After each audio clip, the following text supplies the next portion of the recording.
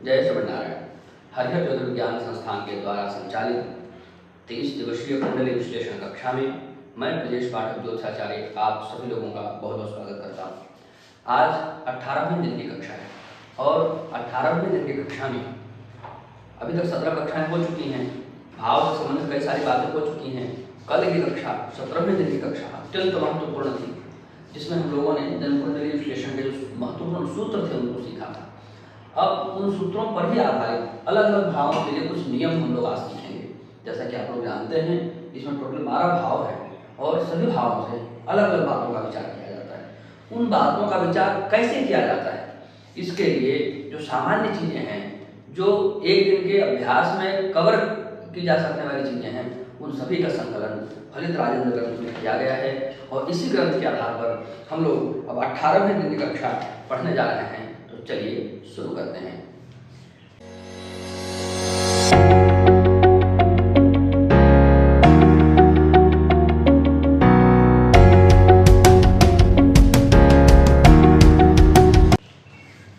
सबसे पहले पहला भाव है। सबसे पहले भाव का विचार करेंगे। सब लोग जानते हैं कि प्रथम भाव से सुख दुख का विचार होता है, प्रथम भाव से शरीर का विचार होता है, प्रथम भाव से मस्तिष्क का विचार होता है, प्रथम भाव से आत्मबल का विचार होता है और प्रथम भाव से जीवन की लगभग सभी बातों का विचार होता है। कैसे होता है, उनके महत्वपूर्ण 11 सूत्र इसमें दिए हुए हैं। प्रथम भाव विचार के नाम से ग्रंथ है फलित राजेंद्र, पेज नंबर 139। देखते हैं। पहला नियम है, लग्नेश यदि केंद्र या त्रिकोण में स्थित हो तो शारीरिक सुख को सूचित करता है। यहाँ पर आप देख रहे हैं, ये वृश्चिक लग्न की कुंडली है, यानी लग्नेश है मंगल। लग्नेश मंगल केंद्र भाव में बैठा है। पहला, चौथा, 7वां और 10वां, इन 4 घरों को केंद्र कर कहते हैं या केंद्र स्थान कहते हैं या केंद्र भाव कहते हैं। तो लग्नेश जब केंद्र स्थान में होता है, संयोग से इस उदाहरण कुंडली में भी लग्नेश केंद्र स्थान में ही है, जिससे यह स्पष्ट समझ में आता है कि जिस जातक की कुंडली है वह शारीरिक रूप से सुखी रहेगा। यदि लग्नेश शुभ ग्रह से युक्त होकर केंद्र या त्रिकोण में हो तो रोगों का नाश करता है। यदि शुभ ग्रह के साथ बैठ जाए केंद्र में या त्रिकोण में, जैसा कि इस कुंडली में नहीं है ना, यहाँ पर कोई शुभ ग्रह साथ में होता है लग्नेश के साथ, या लग्नेश इधर त्रिकोण भाव में, पंचमा नवम को त्रिकोण बोलते हैं, वहाँ है ना, शुभ ग्रहों के साथ, शुक्र के साथ, गुरु के साथ होता तो रोग ही नहीं होते। जीवन में बहुत कम ही ऐसे मौके आते हैं जब जातक को दवा खानी पड़ती है, नहीं तो उसका बिना दवा के ही काम चलता रहता। लोग आश्चर्य करते हैं, इतने दिन हो गए कुछ होता नहीं, बिल्कुल स्वस्थ और प्रसन्न रहता है व्यक्ति। तीसरा इसमें नियम है, लग्न में स्थित शुभ ग्रह सुंदर रूप प्रदान करता है, जबकि पापा ग्रह कुरूप बनाता है। जब हम लोग पढ़ रहे थे गत कक्षाओं में, मैंने बताया था लग्न के ग्रहों के भाव फल में कि लग्न में शनि होता है तो व्यक्ति का स्वरूप सांवले वर्ण का हो जाता है, बहुत सांवलापन आ जाता है ना। और उसमें यदि शनि क्या ही राशियां हो जाए, मकर और कुंभ राशियां हो जाएं, तो वर्ण काला हो जाता है, बहुत बिल्कुल डार्क। तो पापग्रह यदि होगा, उसी नियम का यहाँ पर विस्तार है, पापग्रह यदि होगा तो स्वरूप को बिगाड़ेगा, शुभ ग्रह यदि होगा तो स्वरूप को बनाएगा। तो यहाँ पर देखना है कि शुभ ग्रह है अथवा पापग्रह है, यही फल देखने का भी है। पापग्रह देख रहे हो, शुभ ग्रह देख रहे हो, तो उसका भी यही फल है। यहाँ पर लग्न में 2 ही ग्रहों की दृष्टि पड़ रही है, एक मंगल की और एक गुरु की। तो मंगल की दृष्टि पड़ रही है जिससे स्वरूप बिगड़ेगा, गुरु की दृष्टि पड़ रही है जिससे स्वरूप अच्छा बनेगा। इस प्रकार से दोनों फल देखने को मिलेंगे। इसके बाद आगे चलते हैं। चौथा नियम है, लग्न शुभ ग्रह से युक्त या दृष्ट हो तो शारीरिक सुख की प्राप्ति होती है ना। इसके बाद 5वां नियम है, लग्नेश बुध गुरु अथवा शुक्र यदि केंद्र या त्रिकोण में हो तो जातक दीर्घायु होता है, धनी होता है, बुद्धिमान होता है और राजप्रिय होता है। लग्नेश बुध कब बन सकता है, जब मिथुन या कन्या लग्न हो। गुरु कब लग्नेश बन सकता है, जब धनु या मीन लग्न हो। शुक्र कब लग्नेश बन सकता है, जब तुला या वृष लग्न हो। तो ये 6 लग्न हैं, है ना, जिनका स्वामित्व बुध, गुरु और शुक्र के पास है। इन 6 लग्नों में जिनका जन्म हुआ है, उनकी कुंडली में यदि लग्नेश बुध या गुरु या शुक्र, है ना, यदि लग्नेश कहाँ बैठा हो, केंद्र या त्रिकोण में बैठा हो, तो निश्चित ही जातक कैसा होता है, दीर्घायु होता है, धनी भी होता है, बुद्धिमान भी होता है और राजप्रिय भी होता है। इसके बाद आ जाते हैं छठे नियम पर। लग्नेश यदि चर राशि में होकर के शुभ ग्रह से दृष्ट हो तो जातक कीर्तिमान होता है, धनवान होता है, शारीरिक रूप से सुखी इत्यादि अच्छे अच्छे फल उसको मिलते हैं। शुभ ग्रह के साथ चर राशि में हो और शुभ ग्रह से देखा जाता हो। तो चर राशि कौन कौन सी है, राशियों के लिए बताया था कि चर, स्थिर और द्विस्वभाव, ये जो 4 उंगलियां हैं इस समय 3-3 कोर हैं, उनमें 3-3 राशियां बना लीजिए। मेष, वृष, मिथुन, कर्क, सिंह, कन्या, तुला, वृश्चिक, धनु, मकर, कुंभ में बना भी लीजिए और इसको याद कर लीजिए। ऐसे देखते ही नजर पड़ जाए कहाँ पर किस राशि में नजर पड़ रही है। तो चर, स्थिर, द्विस्वभाव, चर, स्थिर, द्विस्वभाव, चर, स्थिर, द्विस्वभाव, चर, स्थिर, द्विस्वभाव। नीचे की जितनी राशियां हैं सभी चर है। कौन कौन सी राशियां हैं? मेष है, कर्क है, तुला है और मकर। ये चारों राशियां कर्क राशि है, चर राशियां हैं। ये चारों राशियां चर राशियां हैं। इसके अगली अगली जो राशियां होती हैं वो राशियां द्विस्वभाव होती हैं और उसकी अगली अगली जो राशियां होती हैं वो सभी द्विस्वभाव होती हैं। चर के बाद वाली जो राशियां होती हैं वो स्थिर होती है। ठीक है। केंद्र के लिए हम लोग याद करते हैं 1, 4, 7, 10, वही यहाँ भी है। केंद्र के लिए हम याद करते हैं 1, 4, 7, 10 भाव केंद्र भाव है। वैसे यहाँ भी है 1, 4, 7, 10 राशियां चर राशियां हैं। फिर स्थिर राशियां इनकी अगली अगली 2, 5, 8 और 11 वो सभी स्थिर राशियां हैं। और 3 के पहाड़े में आने वाली जो राशियां हैं वो सभी द्विस्वभाव राशियां हैं। 3, 6, 9, 12 इस प्रकार से हम लोग अभ्यास कर लेंगे। तो यहाँ इस उदाहरण में देखिए मंगल चर राशि में है क्या? चर स्थिर। मेष राशि चर है, वृष राशि स्थिर है। तो मंगल चर राशि में नहीं है, लग्नेश चर राशि में नहीं, स्थिर राशि में। और लग्नेश के ऊपर किसी शुभ ग्रह की दृष्टि भी नहीं, तो ये योग यहाँ पर घटित नहीं हो रहा है। तब आगे आते हैं बुध गुरु अथवा शुक्र चंद्रमा के साथ, बुध गुरु अथवा शुक्र चंद्रमा के साथ यदि केंद्र में हो तो राज लक्षण युक्त बनता है। बुध गुरु के साथ हो या शुक्र के साथ हो या चंद्रमा के साथ हो, बुध गुरु के साथ हो या शुक्र और चंद्रमा के साथ हो, तब व्यक्ति राज लक्षणों से युक्त बनता है। इसके बाद आ जाते हैं 8वें नियम पर। लग्नेश यदि पाप ग्रह के साथ 6, 8, 12 में हो तो शारीरिक कष्ट का योग बनता है। लग्नेश 6ठे में आ जाए, 8वें में आ जाए या 12वें में आ जाए, साथ में पाप ग्रह हो, अकेला होने पर नहीं, साथ में पाप ग्रह हो, तब रोग का योग बनता है। इसके बाद लग्नेश द्वितीय, तृतीय, एकादश में स्थित होकर शुभ फल प्रदाता हो जाता है। लग्नेश द्वितीय भाव में हो जाए, तृतीय भाव में हो जाए अथवा 11वें भाव में हो जाए तो शुभ फल देने लग जाता है। लग्नेश सदैव शुभ ग्रह होता है, उसकी शुभता कभी भी पूरी तरह नष्ट नहीं होती। लग्नेश जिस भाव में स्थित होता है जातक का जीवन उसी भाव से सबसे ज्यादा प्रभावित होता है। ये बात भी पहले बता चुका हूँ। तृतीय भाव में होगा भाई बहनों से बहुत लगाव रहेगा, भाई बहनों से उसका जीवन प्रभावित होगा। दूसरे भाव से होगा तो परिवार के अन्य जो लोग हैं उन लोगों से उसका जीवन ज्यादा प्रभावित होगा। चतुर्थ भाव से होगा तो मातृकुल से उसका जीवन ज्यादा प्रभावित होगा। इस प्रकार से लग्नेश किस भाव में बैठा है उस भाव से कौन कौन से रिश्तेदार, कौन कौन सी वस्तुएं, कौन कौन से पदार्थ उस भाव से विचार किए जाते हैं, उन सभी चीजों से जातक का जीवन प्रभावित होगा। लग्नेश चौथे भाव में होता है तो जातक को अच्छे अच्छे गाड़ियों का शौक होता है, अच्छे अच्छे वाहनों का शौक होता है। और यदि किसी प्रकार से मंगल शनि से संबंध बन जाए तो और तृतीय से संबंध बन जाए अथवा एकादश से संबंध बन जाए तो उसकी इच्छा होती है कि मोटरसाइकिल रेस में भाग ले, फिर वो मोटरसाइकिल रेस में जाता है, उसकी इच्छा होती है खूब तेज बाइक चलाएगा, कई सारे बाइक का कलेक्शन रखेगा। इस तरह की चीजें देखने को मिलती है। अब द्वितीय भाव की बात करते हैं। द्वितीय भाव का स्वामी यदि द्वितीय भाव में स्थित हो, केंद्र में स्थित हो या त्रिकोण में स्थित हो तो धन की वृद्धि करता है। यह नियम एक जैसा ही है, किसी भी भाव का स्वामी अपने भाव में होगा अथवा केंद्र और त्रिकोण भाव में होगा तो उस भाव की वृद्धि करेगा। यही नियम आपको सभी उसमें मिलेंगे, हर जगह अप्लाई करना है। इसके बाद धनेश यदि त्रिक भाव में हो, यह भी एक नियम है, कल हम लोगों ने पढ़ा था। किसी भी भाव का स्वामी यदि 6ठे में, 8वें में या 12वें भाव में होता है तो उस भाव की हानि करता है। वही बात यहाँ पर बता रहे हैं कि धनेश यानी धन भाव का स्वामी, यानी इस उदाहरण कुंडली में गुरु, धन भाव में 9 लिखा है, 9 यानी धन राशि उसका स्वामी बृहस्पति, यदि 6, 8, 12 में हो तो धन हानि करेगा, 6, 8, 12 में नहीं। धन भाव में शुभ ग्रह धन की वृद्धि करता है, यहाँ धन भाव में कोई ग्रह नहीं है, शुभ ग्रह होता तो धन बढ़ता। धन भाव में पापा ग्रह धन का ह्रास करता है, शुभ ग्रह धन बढ़ाता है, पापा ग्रह धन घटाता है। धनेश यदि गुरु हो और धन भाव में ही हो तो अत्यंत धनी बनाता है, वहां यदि मंगल भी हो तो भी धनवान बनाता है। यह स्थिति केवल वृश्चिक और कुंभ लग्न वालों के लिए बन सकती है, क्योंकि धनेश बृहस्पति कब बनेगा, किस लग्न में बनेगा? वृश्चिक लग्न में बन सकता है और कुंभ लग्न बन सकता है, कुंभ के बाद यहाँ मीन राशि आ जाएगी, 2 ही लग्नों में बन सकता है ना। इसके बाद आ जाता है धनेश यदि लाभ यानी 11वें स्थान में हो और लाभेश यदि धन भाव में हो या दोनों ही केंद्र या त्रिकोण भाव में युति करते हो तो धनी योग बनता है। तो धन के 2 ही स्थान है, दूसरा और 11वां, है ना। दूसरे घर का स्वामी यहाँ बैठ जाए और यहाँ का स्वामी यहाँ बैठ जाए, अथवा इन दोनों के स्वामी यहाँ अथवा यहाँ बैठ जाए, अथवा इन दोनों के स्वामी केंद्र में कहीं साथ बैठ जाए, त्रिकोण में कहीं साथ बैठ जाए, तो ये धनी योग बनाता है।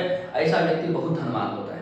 इस कुंडली में धनी योग नहीं बन रहा है, ये एकादशी से यहाँ बैठा है और द्वितीय से यहाँ बैठा है, इन दोनों का आपस में ना तो दृष्टि संबंध है ना युति संबंध है, 4 प्रकार के संबंध पहले ही बता चुका हूँ, चारों में से कोई संबंध भी इनके बीच नहीं बन रहा है। तो धन तो होगा क्योंकि लाभेश केंद्र स्थान में है, ये त्रिकोण स्थान में है, पर धन काम भर ही होगा।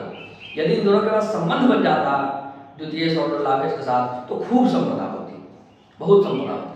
अभी संबंध नहीं बन रहा है, इसलिए धन पर्याप्त भी नहीं होगा और धन की कमी भी नहीं होगी। इस तरह मतलब काम चलने पर धन होगा। इसके बाद हम लोग पहुंच जाते हैं अगले, ये बहुत काम का नियम है धन योग, कई तरीके से घटता है, एक सूत्र में सब बता दिया। आगे हम लोग पढ़ रहे हैं 7वां नियम, धनेश यदि केंद्र स्थान में हो या लाभेश यदि धनेश से त्रिकोण में हो और गुरु या शुक्र से युक्त या दृष्ट हो तो ही धनी योग बनता है। धनेश और लाभेश यदि छठे में हो और धन तथा लाभ भाव पाप ग्रह से युक्त हो तो युति या दृष्ट हो तो व्यक्ति निर्धन होता है। ये धनेश छठे घर में चला गया, किसी भी भाव का स्वामी 6-12 में जाता है तो नुकसान करता है। अब देखिए कि लाभेश भी छठे में चला गया, दोनों के दोनों छठे में आ गए, साथ में पाप ग्रह भी बैठ गया, है ना। तब सारा मामला वो जले में नमक छिड़कना, एक तो बेचारे दोनों पहले से छठे घर में बैठे हैं, ऊपर से नमक छिड़कने के लिए पाप ग्रह पहुंच गया है, तो वहां पर धन की बहुत हानि होती है, व्यक्ति को निर्धन करना पड़ता है।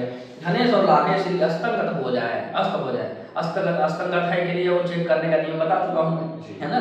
अस्तंगत यदि हो जाए तो पाप ग्रह से अथवा पाप ग्रह से युक्त हो तो जन्मजात निर्धन होने का योग बनता है। जब धनेश और लाभेश दोनों ही अस्त हो गया तो क्या ही पैसा कमाएगा, क्या ही धन बचाएगा। धनेश और लाभेश यदि त्रिक भाव में हो, 6, 8, 12 में, और लाभ भाव में मंगल हो और धन भाव में राहु हो तो राजदंड के द्वारा निर्धन होने का योग बनता है। राजा को सजा सुना करके या कुछ नियम कानून लगा करके उसका धन हड़प लेता है या राजा के माध्यम से उसका धन नष्ट करवा दिया जाता है।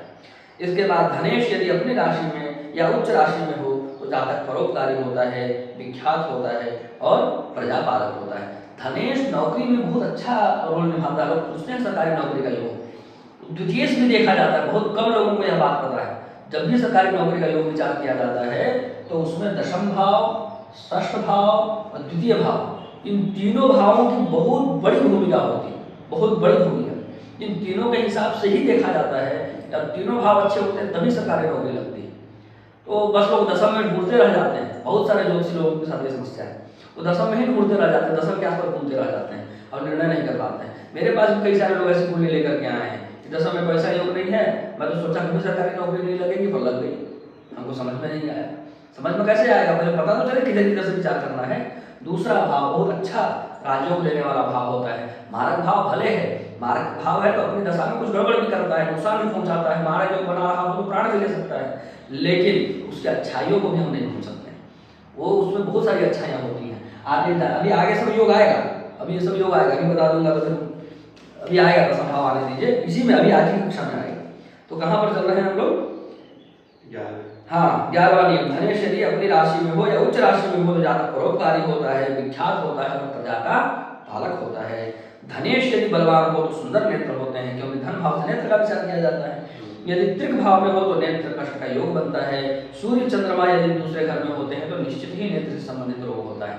चंद्र दिवाकर नेत्र धरे जगह जननी जय जय मां आरती गाते हैं ना, उसमें आया है, सूर्य और चंद्रमा को नेत्र का प्रतिनिधित्व करते हैं। और नेत्रों का उपाय भी आप ढूंढेंगे तो आपको चाक्षुषोपनिषद मिलेगा, उसका पाठ करने के लिए लोग बताते हैं। उसमें किसकी उपासना की गई है? सूर्य भगवान की गई है। सूर्य और चंद्रमा ये दोनों नेत्र के ही कारक होते हैं और ये नेत्र का भाव है, वहीं जाकर के बैठ जाएंगे तो कारक को भाव नाशाय हो जाएगा कि नहीं हो जाएगा? वही कारक को भाव नाशाय वाला फल मिलने लगता है। दूसरे और 12वें घर में सूर्य और चंद्रमा विशेष रूप से नेत्र कष्ट देते हैं, विशेष रूप से नेत्र रोग देते हैं। धनेश और धन भाव यदि पाप ग्रह से युक्त हो तो जातक सत्यवादी होता है, वात रोगी होता है, और इस योग का संबंध यदि बुध और शनि से हो तो नसों में दर्द होता है तथा गुरु से संबंध बनने पर वात विकार होता है। ऐसे कई सारे केसेस हैं।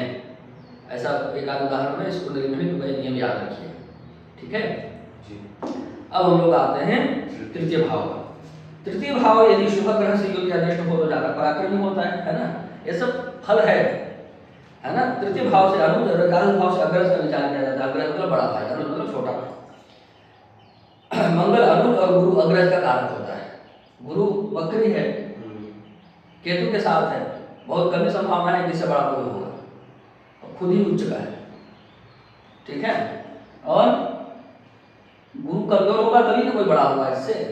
गुरु वक्रीणस्तु महावीर्य, उसके बाद बैठ गया उच्च राशि में और बलवान हो गया, ये खुद ही बड़ा होगा। यहाँ पर खुद ही बड़ा होने का योग है। ये कुंडली आएगी, कोई कहेगा कि मैं उसके कहने से पहले ही बता दूंगा इससे बड़ा कोई है ही नहीं, क्योंकि बृहस्पति को देख रहे हैं, ठीक है। और तीसरे घर में देखिए शनि स्वगृही है, साथ में राहु भी बैठा है, ठीक है। तो इन दोनों की अपेक्षा देखा जाए तो गुरु का ही बल ज्यादा है, क्योंकि गुरु उच्च का है। तो अब देखते हैं सहजेश। सहज भाव तीसरे भाव का ही नाम है, सहज भाव, है ना। सहजेश मतलब तीसरे भाव का स्वामी, यानी कि तृतीयेश। तो सहजेश यदि मंगल के साथ तृतीय भाव में हो या दोनों ही तृतीय भाव पर दृष्टि रखते हों तो जातक को भ्रातृ सुख का योग बनता है।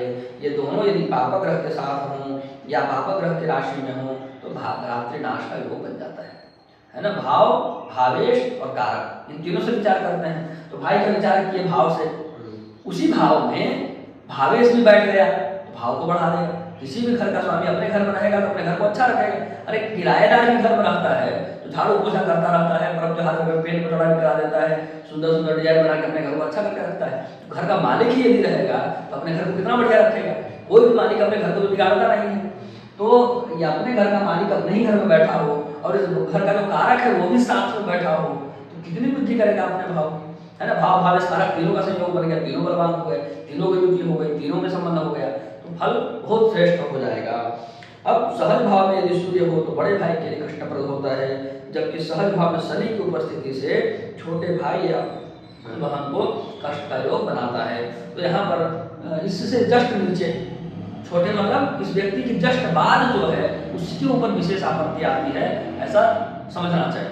तो इससे जस्ट छोटा जो भी भाई या बहन होगा उसको कोई बड़ा नुकसान जीवन में उठाना पड़ सकता है, और यदि उसकी कुंडली में अल्पायु योग बनता हो तो कदाचित वो नुकसान मृत्यु के रूप में भी परिणत हो सकता है। अब बात करते हैं चतुर्थ भाव। चतुर्थ भाव में यदि चतुर्थेश और लग्नेश स्थित हो और उस पर शुभ ग्रह की दृष्टि हो तो पूर्ण सुख बताना चाहिए। चतुर्थ भाव को हम लोग देख रहे हैं, ये चतुर्थ भाव है ना। इधर से आपको आसानी हो जाएगी देखने में। चतुर्थ भाव में वही नियम है ना। चतुर्थ भाव में चतुर्थेश और लग्नेश दोनों बैठ जाए और शुभ ग्रह की देखता हो तो पूर्ण ग्रह सुख बताना चाहिए। बहुत बड़ा सुंदर महल बनाएगा, घर नहीं बनाएगा, महल बनाएगा, इतना बढ़िया फल इसका है। सुखेश यानी चौथे भाव का स्वामी यदि चतुर्थ में ही हो या उच्च राशि में हो तो भूमि, भवन और वाहन को पूर्ण सुख देता है। भूमि का विचार, वाहन का विचार, भवन का विचार, माता का विचार, ये सब चौथे भाव से करते हैं। चौथे भाव से राजनीतिक भविष्य का भी विचार करते हैं, चौथे भाव से समाज का भी विचार करते हैं, चौथे भाव से टीम वर्क का विचार करते हैं, चौथे भाव से परिवार का विचार करते हैं। कौन सा परिवार? जिनका खाना एक चूल्हे में बनता है, एक ही चूल्हे से बना हुआ भोजन जितने लोग परिवार में कर रहे होते हैं रेगुलरली, अतिथि नहीं है, रेगुलरली, उन सभी का विचार चौथे घर से किया जाता है और सगोत्रियों का विचार दूसरे घर से किया जाता है। इस प्रकार से चिंतन करना चाहिए। तो सुख स्थान में शुभ ग्रह हो, सुखे उच्च राशि में हो और चतुर्थ भाव का कारक बलि हो तो माता दीर्घायु होती है। यहाँ चतुर्थ भाव के कारक के रूप में चंद्रमा को लेना है, क्योंकि चंद्रमा नैसर्गिक रूप से ही माता का कारक है, सूर्य नैसर्गिक रूप से ही पिता का कारक होता है। इसीलिए जब यहाँ माता की बात हुई तो चौथे भाव के चंद्रमा और बुध दोनों कारक हो जाते हैं ना। तो कब किसको लेना है? जब माता का विचार हो चंद्रमा को लेना है, तो अन्य बातों का विचार हो साथ में बुध को भी रख लेना है। इसके बाद हम लोग आते हैं अगले नियम पर। सुखेश और शुक्र केंद्र में हो और बुध उच्च राशि में हो तो माता का सुख, मातृ सुख का पूर्ण योग बनता है। भावेश भाव कारक ग्रह और भाव कारक से चतुर्थ भाव का स्वामी यदि केंद्र त्रिकोण में उच्च का मित्रगृह या स्वगृह हो तो भूमि, भवन, वाहन का पूर्ण सुख मिलता है। इसको भी घटा कर देख सकते हैं। भावेश यानी चौथे भाव का स्वामी, यहाँ पर इस प्रसंग में देखा जाए तो कौन है भावेश? 11 लिखा है, 11 यानी कुंभ राशि यानी शनि। चतुर्थेश शनि है यानी भावेश शनि है और भाव कारक का बुध इधर ही बैठा है। है ना। और भाव कारक से चतुर्थ भाव, यानी 1 2 3 4, भाव कारक जहां बैठा हो वहां से चतुर्थ, 1 2 3 4, यानी ये 7th हाउस। तो भाव कारक चतुर्थ भाव का स्वामी यदि केंद्र या त्रिकोण में हो, केंद्र त्रिकोण में ही है, केंद्र में ही है ना, त्रिकोण में है, चतुर्थ भाव का स्वामी यानी शुक्र, भाव कारक से चतुर्थ का स्वामी यानी शुक्र त्रिकोण में है और उच्च का भी है, तब क्या होता है ना, मित्र ग्रही हो सुग्रही हो तो भी भूमि का सुख, भवन का सुख, वाहन का सुख उसको मिल जाता है पूरे तरीके से, ठीक है। तो उसके बाद हम लोग बात करते हैं पंचम भाव पर। पंचम भाव बड़ा महत्वपूर्ण है। आजकल सबसे ज्यादा लोग परेशान हैं विवाह के लिए, और जिनका विवाह हो चुका है वो सबसे ज्यादा परेशान है संतान के लिए। तो पंचम भाव पर पहले पंचम भाव है, संतान का विचार कर लेते हैं, है ना। क्या है वो है उम्र 55 की, दिल बचपन का, तो पहले बचपन का विचार कर लेते हैं। तो लग्नेश और सुदेश पंचम भाव में हो, सुदेश मतलब पंचम भाव का स्वामी, सुत कहते हैं पुत्र, तो पंचम भाव का एक नाम पुत्र भी है क्योंकि पंचम भाव से पुत्र का विचार किया जाता है। और पुत्र के जितने पर्यायवाची शब्द हैं वो सभी पंचम भाव के लिए हो जाएंगे। तो लग्नेश और सुदेश यानी लग्नेश और पंचमेश यदि पंचम भाव में ही हो या केंद्र में हो तो संतति सुख की पूर्णता रहती है। तो पंचमेश यहाँ पर बैठा है त्रिकोण भाव में, है ना, इस उदाहरण को लेंगे। सुदेश यदि त्रिक में हो, पंचम भाव का स्वामी यदि 6 8 12 में हो, अस्त हो, पापाक्रांत हो, निर्बल हो तो संतान प्राप्ति में बाधा होती है। यहाँ पर अस्त तो नहीं है, त्रिक में नहीं है, लेकिन पापाक्रांत है, केतु के साथ बैठा है, शनि पूर्ण दृष्टि से देख रहा है, तो पूर्ण रूप से पापाक्रांत है, पाप ग्रहों का पूर्ण रूप से इसके ऊपर प्रभाव है। और खुद वक्री भी है, वक्री होने से भी फल विपरीत होने लगता है उस भाव से जुड़ा हुआ, वो संतान से दूर भागेगा और चाहेगा ही नहीं कि वो संतान से दूर भागेगा, इस प्रकार की प्रवृत्ति उत्पन्न होने लग जाती है। सप्तमेश वक्री हो जाता है तो व्यक्ति सोचता है मेरी शादी ही ना हो, उल्टा सोचने लग जाता है, उस भाव से संबंधित विपरीत व्यवहार करने लग जाता है, ये वक्री ग्रह का फल मिलता है। कहाँ चल रहे हैं हम लोग?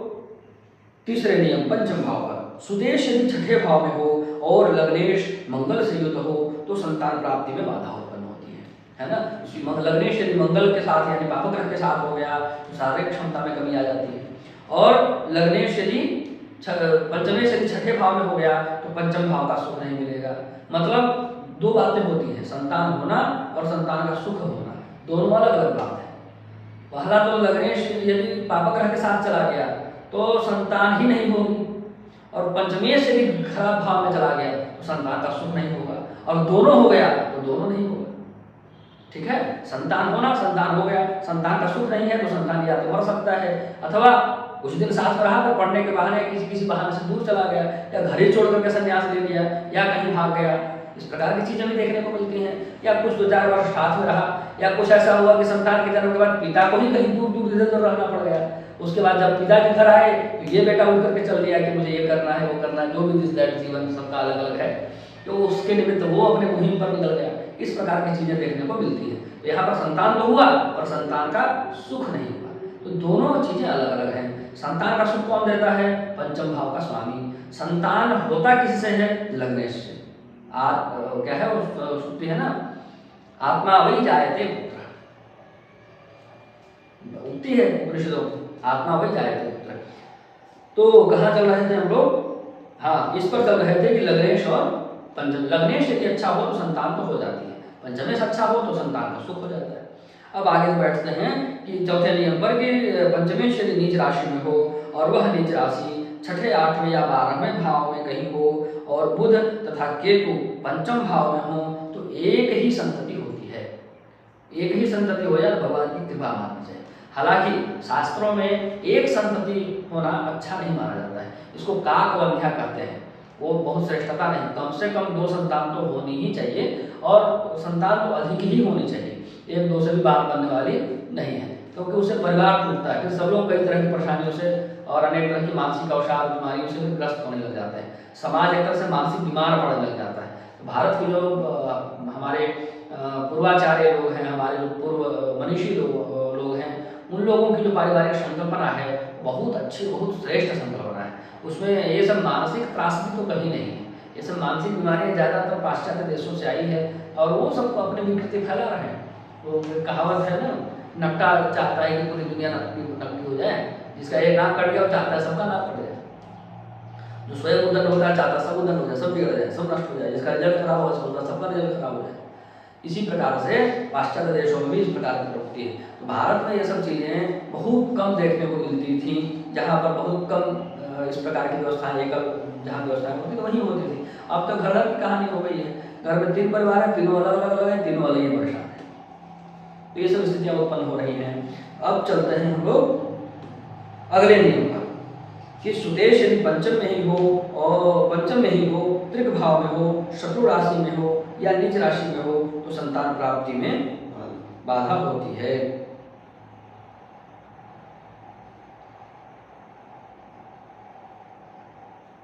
सुदेश यदि पंचम में ही हो, त्रिक भाव में हो, शत्रु राशि में हो, नीच राशि में हो तो संतान प्राप्ति में बाधा होती है। ठीक है, इस नियम को थोड़ा बारीकी से समझने की जरूरत है।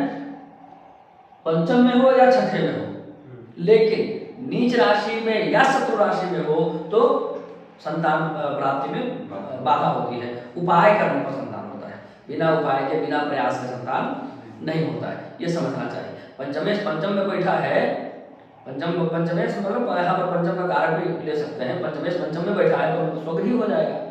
पंचम भाव का स्वामी यदि पंचम में बैठा है या पंचम भाव का कारक ग्रह यदि पंचम में बैठा है, पंचम भाव का पंचम में बैठेगा तो स्वगृही होगा, लेकिन पंचम का कारक तो पंचम में बैठ कर नीच भी हो सकता है, शत्रु राशि भी हो सकता है, या पंचम भाव का स्वामी पंचम में ना बैठा हो, अन्यत्र कहीं जाकर शत्रु राशि या नीच राशि में बैठा हो और पंचम को देख रहा हो तो भी वहां पर संतान प्राप्ति में बाधा होती है। देख रहा है तो संतान होगी ये बोल सकते हैं, पर नीच राशि में है, शत्रु राशि में है, पापक ग्रह के साथ है तो सब क्या करेंगे, तो सब देरी कराएंगे और जितना ज्यादा बल होगा उनमें उतना ज्यादा देरी कराएंगे।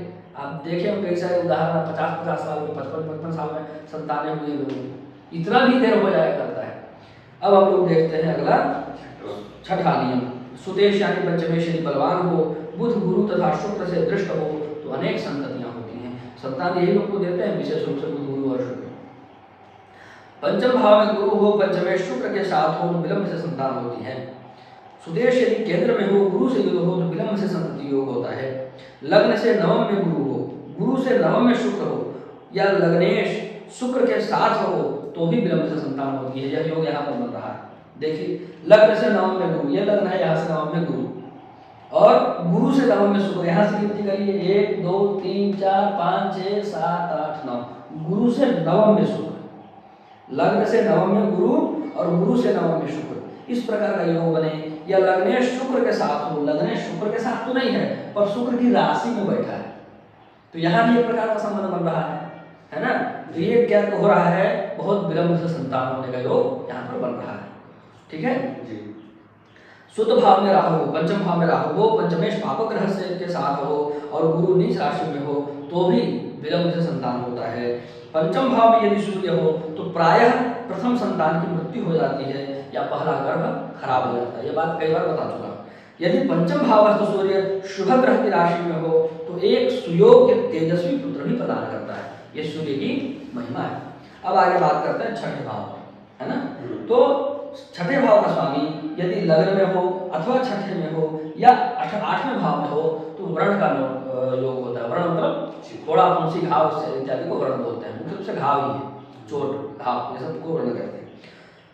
तो यदि लग्न में होगा या छठे घर में होगा या आठवें घर में होगा तो व्यक्ति होता है खतरों का खिलाड़ी। मेन बात ये है मुद्दे की बात। अब खतरों के तो खिलाड़ी होंगे, उनके चेहरे पर तो उनके खतरों के निशान दिखेंगे ना।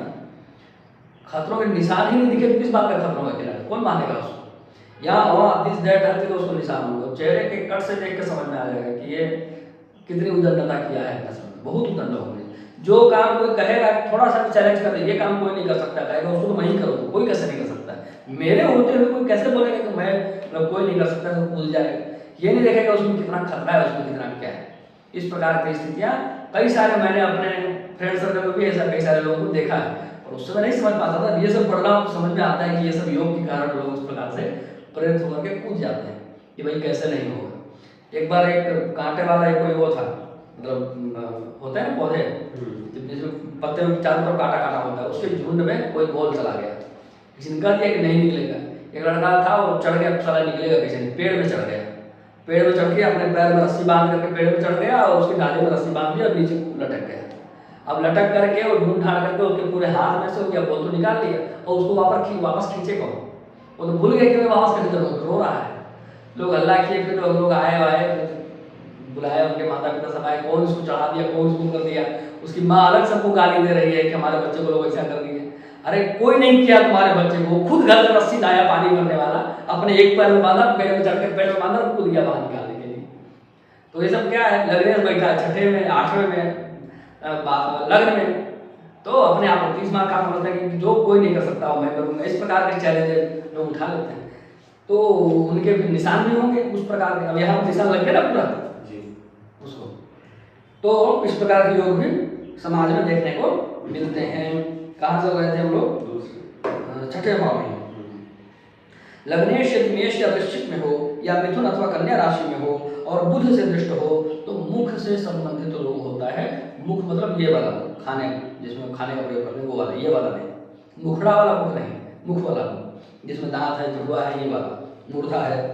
तो 6ठे भाव में पापग्रह हो, 6ठे पापग्रह से युक्त हो और राहु शनि युक्त हो तो जातक को सर्वदा कुछ न कुछ रोग लगा रहता है। 6ठे भाव में पापग्रह यहाँ तो नहीं है, है ना, और 6ठे पापग्रह के साथ 6ठे मंगल है, पापग्रह के साथ तो नहीं है और पापग्रह से दृष्टि भी नहीं है। राहु शनि युक्त हो, राहु शनि की युति में यहाँ है ही, हो ही रही है ना, तो ये बात रोक देता रहेगा कुछ ना कुछ कोई बड़ा गंभीर तो नहीं होगा और राहु शनि की युति के कारण इस व्यक्ति को कुछ न कुछ बात समस्याएं लगी रहेंगी। अब आगे आते हैं सप्तम भाव पर। सप्तम भाव बहुत आजकल जो है ना मुद्दे का भाव हो गया है। सप्तम भाव बहुत मुद्दे का भाव हो गया है, बहुत महत्वपूर्ण भाव हो गया, बहुत बारीकी से विचार करने की जरूरत पड़ती है आजकल। तो सप्तमेश यदि अपनी राशि में हो या उच्च राशि में हो तो इस तरह का पूर्ण सुख मिलता है। सप्तमेश उच्च राशि में, ठीक है। सप्तमेश यदि त्रिक भाव में हो तो पत्नी रोहिणी रहती है। यदि त्रिक भाव स्वराशि या उच्च राशि का होगा तब ऐसा नहीं होगा। तो सप्तमेश यदि यहाँ होता या यहाँ होता या यहाँ होता। अब इस कुंडली में तो मामला थोड़ा दूसरा है। सप्तमेश यदि 12वें घर में चला जाएगा तो स्वगृही हो जाएगा, तब तो इस आदमी का विवाह ही होना मुश्किल हो जाता है। तो पत्नी तो बाद में रोहिणी होगी या स्वस्थ होगी, पहले तो शादी ही होना चैलेंज हो जाता है।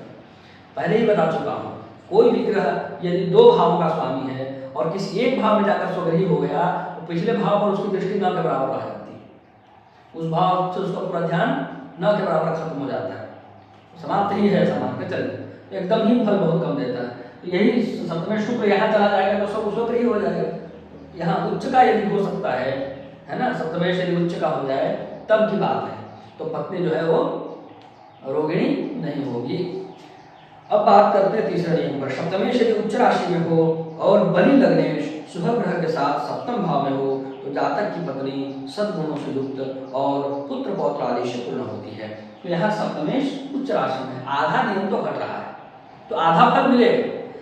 पूरे नियम में से जितना अंश घटता है उतना फल मिलता है। ऐसा नहीं सोचना है कि नियम तो बनाएंगे, जितने अंशों में नियम घटेगा उतने ही अंशों में फल मिलेगा। 10% नियम घटा है ना, 10% फल मिल जाएगा। इस प्रकार की चीजें होती है। तो सप्तमेश उच्च राशि में है, इतना घट गया। बलि लगने से कहाँ से होगा? शत्रु की राशि में चला गया, क्या पता रहा है इसको? तो बलि लगने शुभ ग्रह के साथ, स्वग्रह के साथ भी नहीं, स्वग्रह की दृष्टि भी नहीं, सप्तम भाव में हो तो जातक की पत्नी सद्गुणों से युक्त होती है। तो यहाँ पर वो बैलेंस वाली स्थिति होगी, न बहुत ज्यादा सद्गुण होंगे न बहुत ज्यादा दुर्गुण। शुक्र चाहेगा कि सद्गुण देते रहे और ये कहेगा कैसे सद्गुण देते रहे, हम भी तो बैठे हैं शत्रु राशि में, हम ज्यादा अलाव नहीं करते हैं। तब आप आगे बात करते हैं चौथे में। सप्तमेश यदि केंद्र या त्रिकोण में हो, सप्तमेश यदि केंद्र या त्रिकोण, यहाँ देखिए त्रिकोण में है सप्तमेश यदि केंद्र या त्रिकोण में हो, मित्र के घर में हो, द्वितीय अथवा द्वादश भाव में स्थित हो तो भी स्त्री सुख का योग बनता है। केंद्र में त्रिकोण में हो, द्वितीय द्वादश में हो तो भी स्त्री सुख का योग बनता है। एक बहुत महत्वपूर्ण बात बता देता हूँ कि सप्तमेश यदि द्वितीय भाव में चला जाता है तो पहली स्त्री से सुख नहीं मिलता है, व्यक्ति दूसरी शादी करता है और फिर दूसरी स्त्री से सुख मिलता है, अथवा एक रिलेशन में बहुत गहराई से आ जाता है, फिर कई वर्षों तक डिप्रेशन में रहता है, फिर शादी होती है, फिर उसको विवाहिता पत्नी से सुख मिलता है। इस प्रकार की स्थिति हो जाती है। तो ये देख, और कभी कभी क्या है कि यहाँ पर कोई पापोग्रह का योग भी बन गया और सप्तमेश यहाँ चला गया, तब तो पहली पत्नी से तलाक होगा या अलगाव होगा, उसके बाद दूसरी शादी होगी, बीच में कुछ वर्ष परेशानी में बीतेंगे, दूसरी पत्नी से सुख मिलेगा। इस तरह की चीज़ें होती हैं। ये योग आ गया सामने, मैंने इसका फल आप लोगों को बता दिया। अब पांचवें नियम पर विचार करते हैं कि सप्तमेश यदि त्रिक भाव में बैठा हो, यानी 6-12 में बैठा हो, शत्रु के घर में बैठा हो, नीच राशि में हो, अस्तंगत हो, पाप ग्रहों से दृष्ट हो अथवा युक्त हो, तब स्त्री को कष्ट होता है अथवा स्त्री से कष्ट होता है। ठीक है। सप्तम भाव में यदि चंद्रमा हो, सप्तमेश 12वें घर में हो और सप्तम भाव का कारक यानी कि शुक्र बल से हीन हो तो स्त्री कष्ट होता है। सप्तम भाव में चंद्रमा और सप्तमेश 12वें घर में और सप्तम भाव का शुक्र बने हैं, ऐसे व्यक्ति के प्रेम प्रसंग तो बहुत होंगे, शादी कोई नहीं होगी और ये बहुत परेशान रहे। अब आते हैं छठे भाव में। सप्तम भाव में यदि चंद्रमा हो, सप्तमेश 12वें भाव में हो और सप्तम भाव का ये हो गया, सप्तम भाव में मंगल या शुक्र हो, है ना, यहाँ केवल मंगल है। अष्टम में शनि हो और लग्नेश हो, है ना, सप्तम भाव में मंगल और शुक्र, अष्टम भाव में लग्नेश और शनि, तो स्त्री कष्ट का योग बनता है। फिर सप्तम भाव में लग्नेश होने से भी स्त्री कष्ट का योग बनता है। महर्षि पराशर ने बताया है, भावेश पद पढ़िए होगा, भावेश पद पढ़िए, लग्नेश के सप्तम भाव में होने का कई सारा अशुभ पद महर्षि पराशर ने बताया। तो लग्नेश सप्तम में बैठता है तो भी स्त्री के माध्यम से कुछ कष्ट व्यक्ति को होता है। कहाँ चल रहे थे हम लोग? हाँ, 8वां। सप्तम भाव में स्थित पापग्रह या पाप ग्रहों की युति वैवाहिक जीवन को बिगाड़ती है। सप्तम भाव में यदि अकेला शुक्र स्थित हो तो भी वैवाहिक जीवन बहुत कष्ट में होता है। यहाँ तो विवाह ही होना मुश्किल है, हो जाए तो भी जीवन कष्ट में ही रहता है। सप्तमेश यदि केंद्र स्थानों में हो तो शहर में विवाह होता है ना, और सप्तमेश यदि पंचम भाव में हो तो त्रिकोण स्थान में हो तो गांव में विवाह होता है। ये नियम भी बता चुका हूँ। सप्तम भाव का स्वामी यहाँ पर शुक्र है, केंद्र में तो कहीं नहीं है, त्रिकोण भाव में बैठा है। जिस जातक की कुंडली है उसकी शादी गांव में होगी, गांव में ही शादी होगी। गांव में शादी होगी मतलब उसका ससुराल गांव में होगा। ठीक है। अब बात करते हैं हम लोग सप्तमेश यदि पंचम भाव में हो तो अधिक उम्र होने पर विवाह होता है। ये बहुत जोरदार नियम है। नवम में भी होने पर होता है, पंचम में ज्यादा फल है। तो सप्तमेश पंचम भाव में चला जाए तो बहुत अधिक उम्र में, 30 वर्ष में, 31 वर्ष में, 32 वर्ष में ज्यादा ही खराब योग बन रहे हो तो और भी ज्यादा होते हैं, लेकिन इतना जरूर है शादी करा देता है।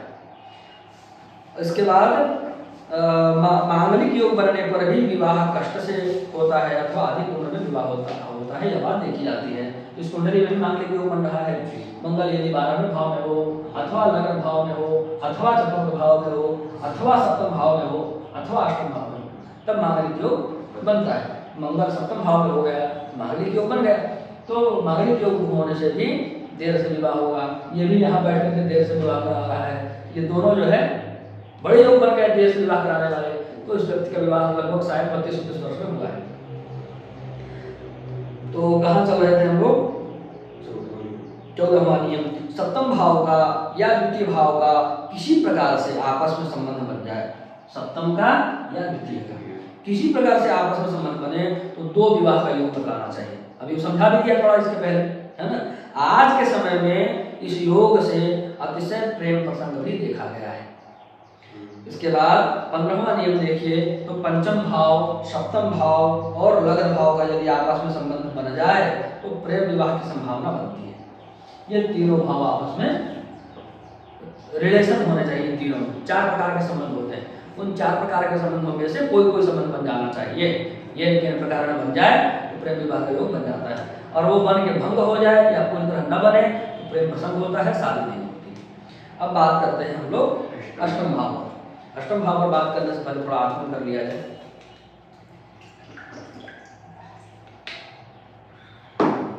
हाँ, अष्टमेश यदि केंद्र में होता है तो जातक को दीर्घायु बनाता है। किसमें? जन्म कुंडली में। प्रश्न कुंडली में अष्टमेश केंद्र में हो जाता है, आयु घटा देता है। तो पहले भी कई बार बोल चुका हूँ कि कोई भी शास्त्र को आपस में मिला नहीं देना चाहिए। आजकल के ज्योतिषियों की तो मैं क्या ही बात करूँ, कहीं का ईंट कहीं का रोड़ा, यहाँ का नियम वहाँ गुजर देंगे, वहाँ का नियम वहाँ गुजर देंगे, वहाँ का नियम वहाँ गुजर देंगे। कोई भी चीज पटरी पे नहीं चलती है। बस को ले जाकर ट्रेन की पटरी पे चलाने लग जाएंगे, ट्रेन को ले जाकर के वो रनवे में दौड़ाने लग जाएंगे। रनवे में केवल हवाई जहाज दौड़ता है कि ट्रेन बस कुछ भी दौड़ता है?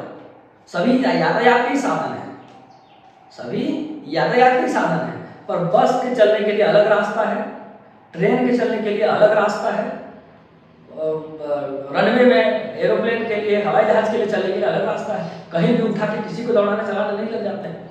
सभी फलादेश के ही सिद्धांत हैं, पर जो सिद्धांत जिस शास्त्र में, जिस प्रसंग में, जिस शाखा के लिए बताया गया है, उसका प्रयोग वही करना चाहिए। और नहीं तो आपके फल में निश्चित है कि आपके फल में त्रुटि होगी, आपकी भविष्यवाणी सत्य नहीं होगी। अब अपनी गलती तो कोई मानता नहीं है, वो कहेगा कि ज्योतिष शास्त्र में ऐसा लिखा है, हम क्या करें, नहीं घटा, सब बात नहीं घटता है। इस प्रकार लोग शास्त्रों पर आक्षेप करते हैं।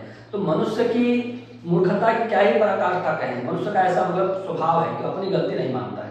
वो ट्रेन पकड़ने के लिए जाएगा, ट्रेन चली गई, नहीं पकड़ पाया तो कहेगा ट्रेन छूट गई। अरे ट्रेन छूट गई कि तुम छूट गया? ट्रेन तो वही जहां जानी थी, खुद छूट गया है। बोल कैसे रहा है ट्रेन छूट गई, मतलब ट्रेन को पीछे टांग करके यही लेकर के जाता है। तो मनुष्य का ऐसा स्वभाव है, वो ये कहेगा कि मैं छूट गया, तो गलती तो उसके ऊपर आ जाएगी, किसने गलती की? अपने आप को अपराध घोषित करना है। मनुष्य के दिमाग की, मन की बनावट ही ऐसी, वो कभी भी अपनी गलती नहीं मानता है। टूट गया कुछ तो कहेगा कब टूट गया, कब अपने आप टूट गया कि तुम तोड़ दिए, कहो कि मैं टूट गया, मैं तोड़ दिया इसको, मेरे से टूटा है, स्पष्ट रूप से कहो। ट्रेन के मामले में ऐसी कई सारी घटनाएं हैं। तो मनुष्य की ऐसी टेंडेंसी है, वो होती है कि वो अपनी गलती स्वीकार नहीं करता है। तो फलादेश के संबंध में भी यही है, जब फलादेश सत्य घटेगा तो इसका हो जाएगा कि हाँ भाई मैं बोला मेरी है। और जब गलत हो गया तो शास्त्र की गलती, शास्त्र से भाजपा वाले करते हैं।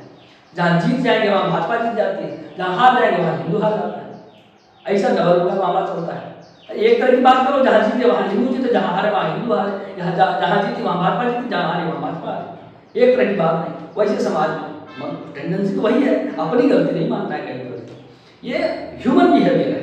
मनोविज्ञान में भी ये सब बातें खूब भरी मतलब मात्रा में लिखी हुई हैं। हमारे बीएड के छात्रों को देखेंगे तो उनको इससे ज़्यादा कोरिलेट कर पाएंगे। मनोविज्ञान में सब बातें खूब लिखी हुई है। मनुष्य का मन की संरचना ऐसी है, वो अपनी गलती नहीं मानता है। लेकिन ये अच्छी बात नहीं है। प्रबुद्ध लोग अपनी गलती मानते हैं, और जो अपनी गलती मानता है वही कुछ सीख सकता है, वही आगे बढ़ सकता है। ये अच्छी बात नहीं है। इन्हीं सब का परिष्कार करने के लिए संस्कार किया जाता है। इन्हीं सब का परिष्कार करने के लिए गुरु मंत्र लिया जाता है, गुरु की संगति की जाती है कि मन की जो बनावट है उसमें जो बुराइयां हैं उसको दूर कर सकें, जो अच्छाइयां हैं उसको निखार सकें। इसलिए गुरु की जरूरत पड़ती है। तो अब बात करते हैं दूसरे नियम पर। षष्ठेश यदि व्यय भाव में हो या षष्ठ में हो, व्यय छठे घर में हो या व्यय में हो, और षष्ठेश एवं व्ययेश यदि लग्न में हो या अष्टम में हो तो जातक दीर्घायु होता है। अब इसको थोड़ा सा समझा देता हूँ। षष्ठेश यानी छठे घर का स्वामी 12वें घर में, इन्हीं दोनों की बात हो रही है। इस कुंडली में देखा जाए तो छठे घर में एक लिखा है, यानी मेष राशि यानी मंगल। मंगल षष्ठेश है, तो मंगल यदि यहाँ होता है ना, षष्ठेश यदि व्यय भाव में हो और व्यय भाव में ना हो तो छठे में ही हो। यही बात इसके लिए भी है कि व्ययेश यहाँ पर शुक्र है, यदि यही हो अथवा यहाँ पर छठे घर में हो जाए, है ना। व्ययेश यदि छठे में हो या व्यय में हो, और षष्ठेश एवं व्ययेश यदि लग्न में हो। यदि ये नियम नहीं घट पाया तो ये दोनों के ही स्वामी यहाँ पर एक साथ बैठ जाए, षष्ठेश एवं व्ययेश दोनों ही लग्न में हो या अष्टम में हो, या ये दोनों के स्वामी अष्टम भाव में बैठ जाए, तब क्या होगा? तब जातक दीर्घायु होगा। इसी प्रकार से लग्नेश को देख लीजिए। लग्नेश यदि उच्च राशि में हो, है ना, चंद्रमा 11वें घर में हो, अष्टम भाव में बृहस्पति हो, तो भी जातक धनवान होता है और दीर्घायु होता है। ये सब दीर्घायु योग बना रहे हैं। इन सब घरों को खराब कहते हैं, लेकिन खराबी से भी तो अच्छाई होती है। खराबी से भी तो अच्छाई होती है, नहीं होती है? खराबी से भी अच्छाई होती है। हम लोग अपने शरीर में जिन अंगों को खराब करते हैं वो अंग ही खराब हो जाए। ये कोई कहानी है, कथा है कोई, जिसमें वो कोई ऋषि की तपस्या कर रहे थे, उनकी आँख जुगनुओं की तरह चमक रही थी, तो वो आँख को जो है वो उससे किसी पेड़ के कांटे से उसने जो है वो कर दिया, आँख लुहान हो गया। तो ऋषि की तपस्या भंग हो गई, उन्होंने श्राप दिया, तो सबका बलमूत्र रुक गया, सब त्रस्त हो गए, परेशान हो गए। तो जिसको खराब करते हैं उसकी भी कुछ उपयोगिता है। वो अच्छा है तो आप भी अच्छे हैं, वो ठीक है तो आप भी ठीक हैं। तो पेट खराब हो जाए तो उसकी दवा लेते फिरते हैं। तो इस प्रकार से ये जिनको हम खराब खराब खराब खराब कह रहे हैं, उसको खराब कहने के पीछे अलग कारण है। और ऐसा नहीं है कि वो खराब है तो अनुपयोगी है। खराब होना यानी अपवित्र होना, और अनुपयोगी होना, दोनों में अंतर होता है। तो अपवित्र तो हैं, अनुपयोगी नहीं। प्रयोजनम अनुद्देश्य मंदोपि न प्रवर्तते, और समस्त संसार को बुद्धि देने वाले स्वयं परम बुद्धिमान, बुद्धिमान कहना भी, वो तो भगवान के, कौन कहेगा कि भगवान बुद्धिमान है? वो तो स्वयं उसके खान है। सागर जल से भरा, ऐसा क्या सागर है? वो जल से परिपूर्ण, इसलिए वो सागर है। वो नहीं तो सागर क्यों होता? भगवान इसलिए तो है कि समस्त संसार को बुद्धि देने का सामर्थ्य हुआ है, इसीलिए तो भगवान है वो। तो ऐसे जो परमात्मा है, वो कोई भी अंग या कुछ भी कार्य ऐसे बिना उद्देश्य के करेंगे क्या? संसार में सामान्य जीव भी कोई बिना उद्देश्य के कार्य नहीं करता है। इसी प्रकार हमारे इसमें भी तीन घर जिनको हम खराब खराब कहते हैं, उनके खराबी में भी एक प्रयोजन है, और उनकी अनुपयोगिता नहीं, उनकी भी उपयोगिता है। अब देखिए, इनके माध्यम से दीर्घायु योग बन गया है ना, जो यहाँ पर घटित हो रहा है। इसके बाद आइए, लग्नेश यदि उच्च राशि में हो, चंद्रमा यदि 11वें भाव में हो, अष्टम में गुरु हो, तो भी जातक को धनवान और दीर्घायु बनाता है। अष्टम में बृहस्पति आयु को देता है, और अष्टम में बृहस्पति यदि नीच राशि में होता है तो भी ऐसा व्यक्ति विष्णु भगवान का परम भक्त होता है। अष्टम भाव का बृहस्पति के बड़े बड़े बड़े गुण हैं। अष्टम भाव का बृहस्पति पहले भी बता चुका हूँ। मैं तो देखता रहता हूँ महापुरुषों की कुंडलियाँ, मेरे पास कई सारे कुंडलियों का संग्रह है। आप लोग भी थोड़ा रिसर्च करिए, देखिए कई सारे महापुरुषों की कुंडलियों में आपको अष्टम भाव में बृहस्पति मिलेगा। कई सारे, उनमें वो वैभव दिखता है, उनमें वो भक्ति दिखती है, उनमें वो सामर्थ्य दिखता है। तो वो सब चीज़ें देखने को मिलेगी। अब आगे आते हैं हम लोग पांचवें नियम पर। लग्नेश और अष्टमेश यदि अपनी राशि में हो या मित्र के घर में हो तो जातक दीर्घायु होता है। लग्नेश, अष्टमेश, दशमेश और शनि यदि केंद्र, त्रिकोण या एकादश भाव में हो तो भी जातक दीर्घायु होता है। अष्टमेश यदि पाप ग्रह के साथ अष्टम में ही हो जाए, साथ में लग्नेश भी हो, तब अल्पायु योग बनता है ना। अष्टमेश पाप ग्रह के साथ हो जाए, अष्टम भाव में हो लेकिन पाप ग्रह के साथ हो, और लग्नेश भी इधर आ जाए तो अष्टमेश ज्यादा कुछ कर नहीं पाता है, वहां पर अल्पायु योग बनता है। तो आयु विचार के लिए उसमें लोग पूछ रहे थे, सबसे कठिन काम शादी का उम्र बताना और आयु बताना है, पूछ रहे थे। यहाँ पर जो आयु को योग बताए हैं, काम चलाओ, इनसे काम चलाइए। अभी आपको प्रवेश के मुद्दे पर है, और प्रवेशक वाले मुद्दे पर ही सारी बात बताया जाए, सारा कुछ सिखा दिया जाए एक ही दिन में, तो हम कहीं 15 साल से पढ़ रहे हैं, अभी भी अपनी पढ़ाई पूरी नहीं कर पाए हैं। कोई भी चीज स्टेप बाय स्टेप ही सीखा जाता है, जाना जाता है, किया जा सकता है। इतना ही सब संभव होता तो सरकार का पहले दूसरी तीसरी चौथी पांचवी 10वीं पढ़ाते, सीधा पीएचडी में एडमिशन देती, डायरेक्ट पीएचडी की थी। एकदम हमारे सुपर स्किल्ड टीचर्स से आप पढ़िए, 6 महीने का कोर्स करिए, 3 साल पीएचडी करिए, निकलिए।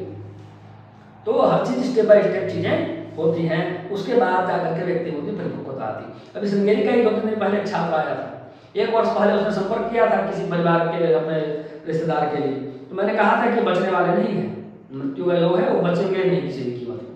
तो बोले कि महामृत्युंजय करा लो। तो मैंने कहा कि महामृत्युंजय कराने से भी नहीं बचेंगे, अपनी संतुष्टि के लिए कराना हो करा लो, कि भाई मैंने अपनी ओर से जो मैं कर सकता था वो मैं किया, मैं इलाज भी कराया, मैंने महामृत्युंजय भी कराया, अपने संतुष्टि के लिए करो, बचना नहीं। सब मैंने बोला, अभी आकर के बोल रहा था 2 दिन पहले, गुरु जी आप ऐसा ऐसा बताए तो एकदम सत्य घटित हो गया, हम लोग सब सारा प्रयास किए।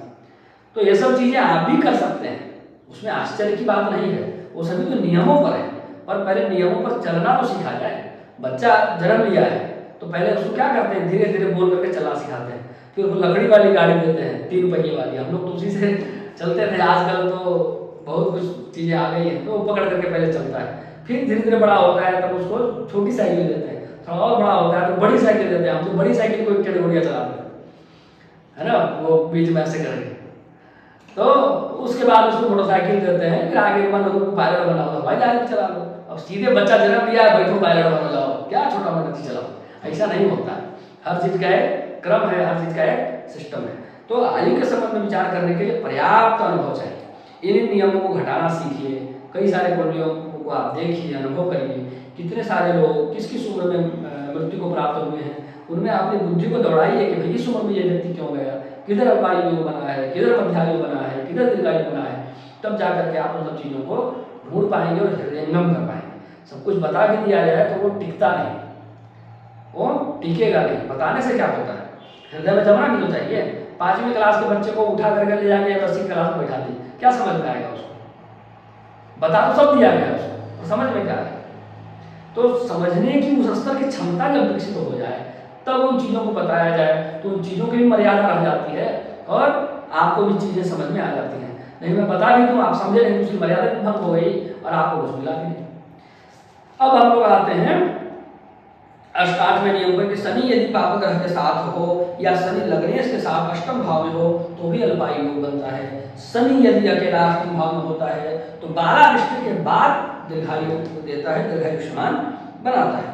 अष्टमेश केंद्र में हो, लग्नेश बलहीन हो या अष्टमेश नीच राशि में हो, अष्टम भाव में पापक ग्रह हो, लग्नेश बल से हीन हो या अष्टमेश पापक ग्रह के साथ हो और अष्टम में पापक ग्रह हो या सभी पापक ग्रह केंद्र एवं त्रिकोण में हो या सभी शुभ ग्रह त्रिक भाव में हो तब अल्पायु योग बनता है। वो कई सारे योग एक साथ बता दिया है।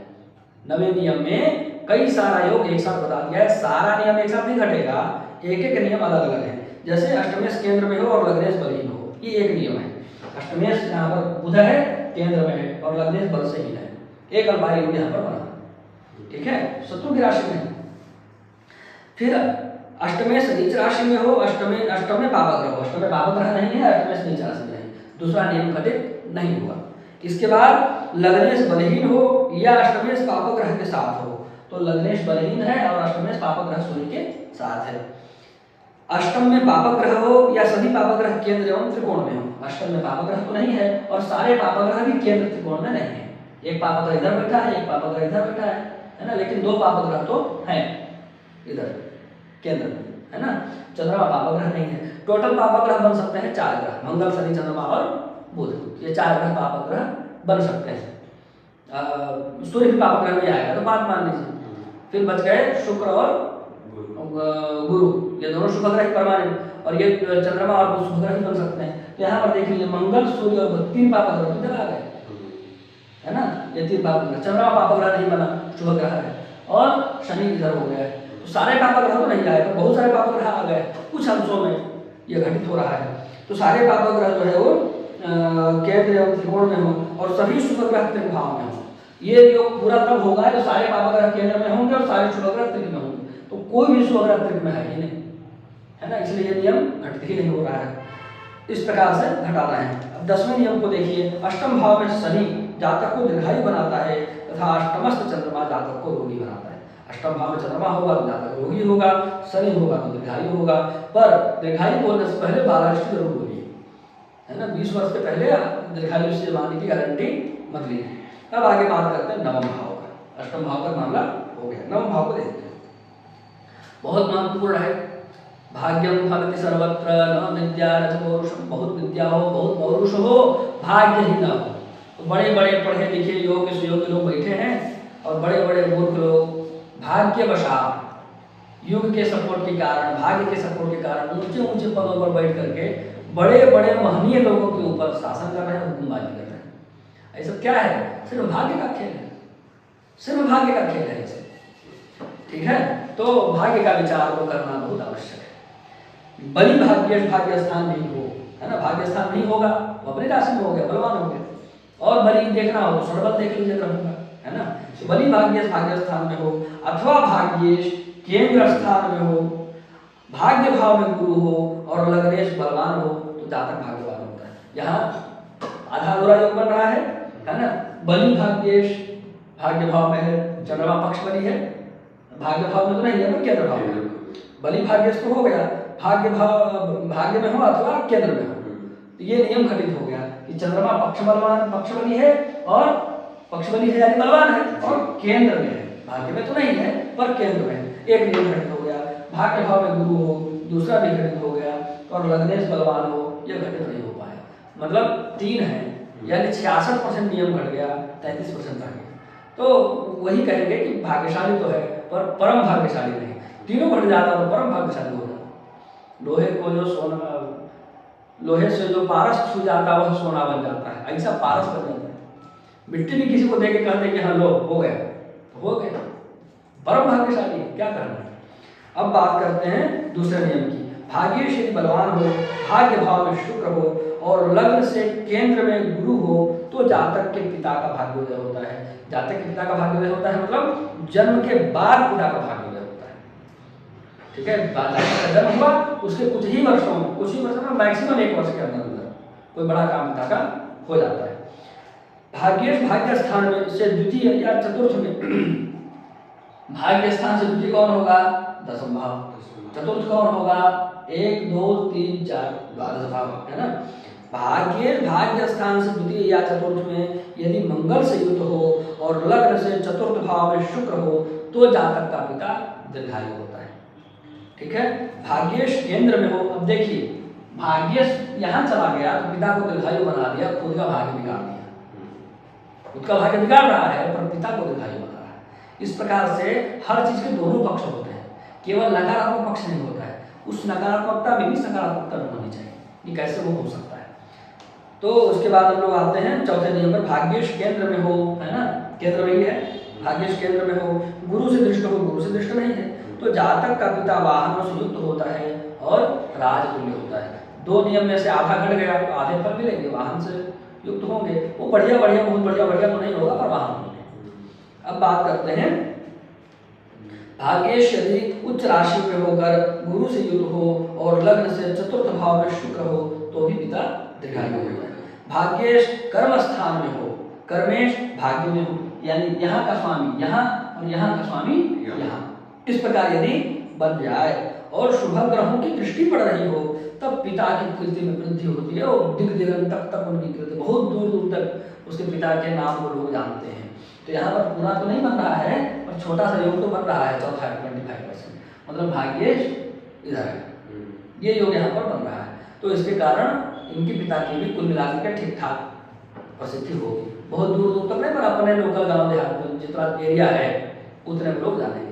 यदि जब सारे योग घटित हो गए इंडिया लेवल और सारे घटित हो गए तो इंटरनेशनल लेवल, 3 घटित हो गया तो इंडिया लेवल, 2 घटित हो गए तो स्टेट लेवल का, एक ही घटित हुआ तो अपने एरिया लेवल का, उसका स्तर भी देख लेना चाहिए। तो चंद्रमा यहाँ पक्षबली है और केंद्र स्थान में बैठा है, इस प्रकार से देखेंगे। अब बात करते हैं हम लोग हाँ 7वां, यदि सूर्य परमोच्च अंश में हो, मेष राशि के 10वें डिग्री पर सूर्य परमोच्च कहा जाता है। मेष राशि में सूर्य हो और 10वें डिग्री में बैठा तब उसको कहते हैं परमोच्च। तो सूर्य यदि परमोच्च अंश में हो और भाग्येश 11वें स्थान में हो तो जातक राजप्रिय होता है और पिता का भक्त होता है। लग्न से त्रिकोण में सूर्य हो, लग्न से त्रिकोण यानी पंचम और नवम, इनको त्रिकोण कहते हैं। लग्न से त्रिकोण में सूर्य हो, भाग्येश 7वें भाव में हो और गुरु से युक्त या दृष्ट हो तो भी जातक पिता का भक्त होता है। यहाँ पर ये योग नहीं बन रहा है। भाग्येश द्वितीय भाव में हो और धनेश भाग्य भाव में हो तो विलंब से भाग्योदय होता है। भाग्येश द्वितीय भाव में हो और धनेश भाग्य भाव में हो, है ना, इन दोनों का वो बन जाए आपस में, है ना। अब देखिए 1 2 3 4 5 6 अपने घर से छठे में चला गया और ये 1 2 3 4 5 6 7 8 अपने घर से 8वें में चला गया। कोई भी भाव का स्वामी अपने घर से यदि केंद्र में या त्रिकोण में बैठता है तो उस घर की वृद्धि करता है और अपने घर से 6 8 12 में चला गया तो भाव की हानि करता है। ठीक है, तो ये अपने घर से छठे में चला गया, ये अपने घर से 8वें में चला गया, खराब फल होगा कि नहीं होगा? देर से भाग्योदय होगा, बहुत देर से चीजें बनेगी। एक कुंडली आई थी जिसमें नवमेश बैठा था उधर द्वितीय भाव में और सरकारी नौकरी का योग बन रहा था, तो सब लोग बता रहे थे अभी लगेगा अभी लगेगा अभी लगेगा। मैं पूछा कि आपकी उम्र अभी कितनी है, नौकरी लगने के लिए कितनी उम्र बाकी है?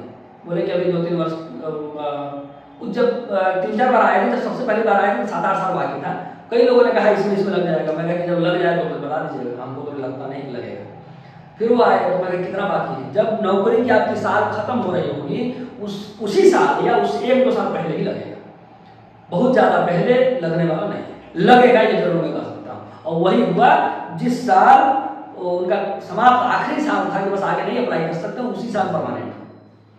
तो ये सब फल यहाँ पर घटित होता है, तो घटाना आना चाहिए, चीजों को सही तरीके से अप्लाई करना आना चाहिए। तो हम लोग पहुंच जाते हैं अब 10वें नियम में, भाग्य भाव में शनि की युति या दृष्टि हो तो जातक परम स्वावलंबी होता है, कर्मठ होता है, ईमानदार होता है, जुझारू होता है, प्रचंड स्वाभिमानी होता है, आत्मसम्मान की भावना से युक्त होता है। ऐसा जातक किसी भी परिस्थिति में किसी की सहायता लेना कतई पसंद नहीं करता, किंतु समाज के लिए उपयोगी और अपने परिचितों तथा मित्रों का परम हितैषी होता है। शनि यदि कुंडली में अच्छा है तो उस आदमी के ऊपर आप आंख बंद करके विश्वास कर सकते हैं, आपके साथ विश्वासघात नहीं करेगा। शनि यदि नवम भाव में है, शनि यदि तृतीय भाव में है, शनि यदि स्वग्रही है, अच्छे भाव में कहीं पर भी, विशेष रूप से नवम और तृतीय, ऐसा व्यक्ति परम ईमानदार होता है, परम स्वाभिमानी होता है। तो जो लोग वो ढूंढते हैं अपने दुकान में, हम किसी योग्य लड़का को रखना चाहते हैं, योग्य व्यक्ति को रखना चाहते हैं, योग्य कर्मचारी को रखना चाहते हैं, तो उनकी योग्यता तो आप डिग्री उग्री देख लीजिए, परीक्षण कर लीजिए, फिर वो ईमानदार है कि नहीं उसको भी जरूर देख लीजिए। इस शनि उसका जो है अपनी राशि में हो, उच्च राशि में हो, शनि खराब ना हो और नवम तृतीय से संबंध बना ले, कभी आपको धोखा नहीं देगा। जीवन भर आपकी नौकरी करता रहेगा, ये तो नहीं कर सकता हूं मैं, लेकिन आपको धोखा नहीं देगा, आपके यहाँ चोरी नहीं करेगा, आपके यहाँ विश्वासघात नहीं करेगा, आपसे काम सीख करके आपका ही कंपटीटर नहीं बन जाएगा। आपसे काम सीखता भी है, वो काम प्रारंभ भी करता है तो आपको गुरु मानेगा, आपका सम्मान करेगा। ये अंतर होगा, इसको समझिए। एक और नियम है, आगे आएगा योग वाले, उससे मैं बताऊंगा। अब बात करते हैं हम लोग, दशमेश के साथ बलहीन तृतीयेश हो और भाग्य से नीच राशि में हो तो व्यक्ति निर्धन होता है। इन योगों से भाग्य और पिता दोनों को अशुभ फलों की प्राप्ति होती है। यहाँ पर कुछ महत्वपूर्ण योग बताए हुए हैं। यह बात पिता के लिए भी लागू होता है, यह बात भाग्य के लिए भी लागू होता है। तो अब देखिए, सूर्य त्रिक में हो और अष्टम और भाग्य की युति हो, यानी भाग्य से अष्टम भाव में बैठ जाए और सूर्य 6 भाव में बैठा हो, यहाँ पर नहीं। द्वादशेश लग्न में हो, द्वादशेश लग्न में नहीं है। षष्ठेश पंचम में हो, षष्ठेश पंचम में नहीं है। सूर्य अष्टम में हो, नहीं है। और अष्टमेश नवम में हो, ये एक नियम है। सूर्य अष्टम में हो, अष्टमेश नवम, ये सब एक नियम है। द्वादशेश नवम भाव में हो और भाग्य से नीच राशि में हो, द्वादशेश नवम भाव में नहीं है, भाग्य से नीच राशि में नहीं है। लग्नेश अष्टम में हो और अष्टमेश सूर्य के साथ हो, भाग्य भाव से अष्टम में राहु हो और नवम में सूर्य हो, राहु के साथ सूर्य हो और चंद्रमा से नवम में शनि हो, भाग्य से द्वादश भाव में हो और व्यय भाग्य भाव में। इस प्रकार से ये इनमें से कोई सा भी योग यदि बनेगा, कोई सा भी योग बनने पर व्यक्ति को पिता का सुख भी बहुत कम मिलेगा और व्यक्ति अपने भाग्य से भी परेशान रहेगा। भाग्य का साथ नहीं मिलेगा, दुर्भाग्य का साथ मिलेगा। ये सारे दुर्भाग्य वाले योग हैं। अब दसम भाव पर विचार करते हैं। दसम भाव बड़ा महत्वपूर्ण है, नौकरी के लिए कौन नहीं परेशान है आज के समय। बलि कर्मेश, कर्मेश यानी दसम भाव का स्वामी। बलि कर्मेश यदि अपनी राशि या उच्च राशि में हो तो जातक सुखी और यशस्वी होता है। कर्मेश शुभ ग्रह से युक्त हो या शुभ स्थानों में हो तो राजभाग से लाभ होता है, तो राजा के यहाँ से लाभ होता है और व्यापार में वृद्धि होती है। यहाँ पर देखिए कर्मेश जो है चतुर्थ स्थान में बैठा है और चंद्रमा देख भी रहा है, शुभ ग्रह देख भी रहा है। दशम और एकादश में पाप ग्रह हो तो शुभ फल होता है। दशम में कोई पाप ग्रह नहीं है, एकादश में कोई पाप ग्रह नहीं, ये लोग काम बिगाड़ते हैं, है ना। दशमेश राहु से युक्त होकर अष्टम में हो तो शुभ फल देता है। दशमेश का राहु से कोई संबंध नहीं है, दशमेश सूर्य है ना, अष्टम में भी नहीं। दशमेश उच्च राशि में गुरु के साथ हो और भाग्य से दशम भाव में हो तो सम्मान, यश और ऐश्वर्य की वृद्धि करता है। लग्नेश बलवान हो, शुक्र और गुरु मीन राशि में हो तो सम्मान, यश और ऐश्वर्य की वृद्धि करते हैं। दशमेश 11वें भाव में हो, लाभेश लग्न में हो और दशम भाव में शुक्र हो तो जातक धनवान होता है।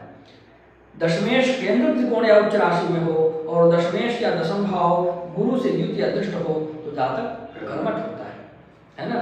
अब देखिए दशमेश केंद्र में है, यहाँ पर इसलिए योग घटित हो रहा है। दशमेश है, सूर्य केंद्र भाव में है, 1 4 7 दशों केंद्र कहते हैं, है ना।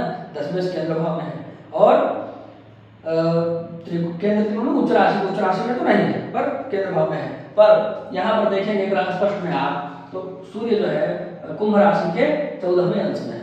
कुंभ राशि के 14वें अंश में वापस कुंभ का ही नमांश आता है तो सूर्य वर्गोत्तमी हो गया।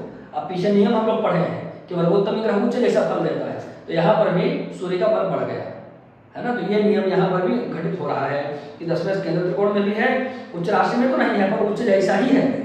और दशमेश या दशम भाव से भाव गुरु से युक्त या दृष्ट हो तो दशमेश या दशम भाव गुरु से युक्त या दृष्ट तो नहीं है ना, लेकिन दशम भाव में जो ग्रह बैठा है उसकी राशि में गुरु बैठा है तो कुछ कुछ यहाँ पर भी व्यक्ति की कर्मठता दिखा रहा है। उतनी ज्यादा तो नहीं होगी पर होगी। व्यक्ति बिना काम के नहीं रह सकता है, ऐसा कह सकते हैं। ऐसा कोई कहे कि निठल्ला बैठे रहो, है ना, तो नहीं होगा। जैसे ये निठल्ले की डायरी में पढ़ता हूँ, है ना, तो इस प्रकार से ये बैठा नहीं रहेगा, इस डायरी में इसका नाम नहीं मिलेगा जिसकी भी कुंडली।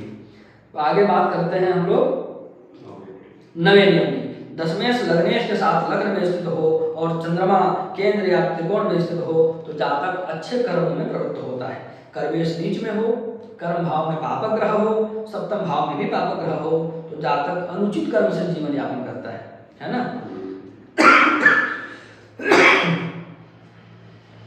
कर्मेश अष्टम में हो और अष्टमेश दशम में पापक ग्रह के साथ स्थित हो तो जातक कर्मठ नहीं होता। यही यहाँ बैठेगा तो क्या कर्म करेगा। दसम भाव में चंद्रमा, दशमेश त्रिकोण में, है ना, दसम भाव में चंद्रमा हो है, दशमेश त्रिकोण भाव में, दशमेश त्रिकोण में तो नहीं है, केंद्र में है ना, और लग्नेश केंद्र में हो, लग्नेश केंद्र में है, या लाभेश दशम भाव में, दशम भाव में लाभेश नहीं है यहाँ पर, दशमेश बलि, बलि तो है, और गुरु से दृष्ट हो, गुरु से दृष्ट नहीं है, या एक और योग है क्या, कर्मेश भाग्य भाव में, कर्मेश यानी यहाँ पर इस कुंडली में देखें तो सूर्य है ना, वो भाग्य भाव में नहीं है, लग्नेश दशम में नहीं है, चंद्रमा लग्न में, लग्न से पंचम में नहीं है तो जातक सब कर्मों से प्रसिद्धि को प्राप्त करता है। कर्म तो करते करेंगे पर उतनी प्रसिद्धि नहीं मिलेगी जितनी प्रसिद्धि मिल सकती है। ठीक है, ये सब योग बन जाए तो देखिए संसार में कितने लोग वृद्धजनों की सेवा करते हैं, पर जितने वो क्या नाम है उनका, अनिरुद्धाचार्य फेमस हुए उतने दूसरे लोग नहीं फेमस हो पाए। चल रहा है उनका वृद्धों की सेवा के नाम, अन्य लोग भी करते हैं। ऐसे गौ सेवा भी कई लोग करते हैं, बहुत सारी बड़ी बड़ी गौशालाएं हैं, पर कुछ सज्जन लोग हैं जिनका नाम बहुत टॉप पर चल रहा है गौ सेवा के नाम से, है ना। बाकी लोग उसमें बहुत सेवा करने वाले भी लोग पीछे रह जा रहे हैं। तो वहाँ पर कारण क्या है, इस प्रकार का योग नहीं बना है। ऐसी कई सारी चीज़ें मैं उदाहरण के लिए बोल रहा हूँ, ऐसी कई सारी चीज़ें हैं कि व्यक्ति के अंदर दोनों योग बनना चाहिए, कर्म का योग भी और कर्म से प्रसिद्धि का योग भी। जैसे मैं संतान के संबंध में कहा कि संतान होना और संतान का सुख होना दोनों बनना चाहिए, तब मामला प्रॉपर बनता है। संतान हो और संतान का सुख ना हो तो कैसे दोनों पिता पुत्र साथ में रहेंगे, वो कुछ न कुछ से दूरी बन जाएगी, या तो परमानेंट बन जाए, या धरती में भी रहे तो एक उधर रहे एक उधर रहे, इस प्रकार की स्थिति हो सकती है। तो इसी प्रकार से कर्म होना और कर्म से कीर्ति होना दोनों अलग अलग चीज होता है, और दोनों के योग सेपरेट बनते हैं। कर्म का योग बना है तो कर्म तो करेगा, और कर्म से कीर्ति का योग है तो उस कर्म से प्रसिद्ध भी हो जाएगा। अब हम लोग आते हैं 11वें भाव पर। दसम भाव तक सारा विचार हो गया है, 11वें भाव को देखते हैं। लाभेश यानी 11वें भाव का स्वामी यदि अपनी राशि में, उच्च राशि में, केंद्र में या त्रिकोण में हो तो प्रचुर आय का योग बनता है, कई जगहों से पैसा आता है, खूब पैसा आता है। ये यदि दूसरे भाव में हो, धन भाव का स्वामी यदि केंद्र में हो और बृहस्पति यदि लाभ में हो तो भी खूब पैसा आता है।